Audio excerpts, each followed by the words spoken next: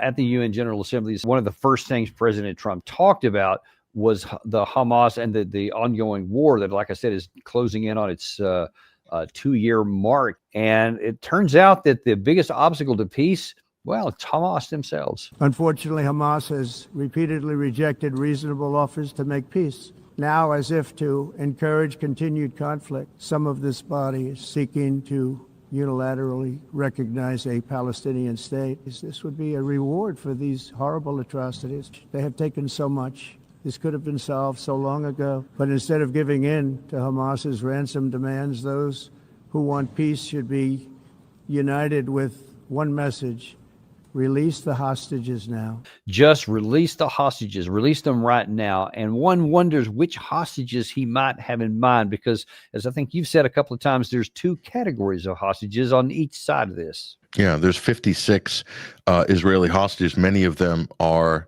Israeli IDF servicemen or reservists. There's up to 10,000 Palestinian hostages languishing in the Israeli Gulag network of prisons held arbitrarily in detention, many without trial, for various or no reasons at all, including women and children. That's part of the negotiations from the beginning. And this might come as a new fact of history, and for someone like Trump, that's been common practice in previous exchanges. In fact, the Israelis exchanged 1,000 Palestinians for 1 Israeli soldier. That's been part of the Hamas or the Palestinian requirements. Israel initially recognized that. There were interim exchanges and agreements. And all of a sudden, when Trump came in to this great fanfare, oh, we've got a ceasefire, that included exchanges. So that was on the table. That's why they took the hostages on October 7th to begin with, so they could bargain and negotiate for the release of thousands of Palestinians. So you can erase all that and pretend it doesn't exist and just play ignorant, or someone in Washington and many in our news media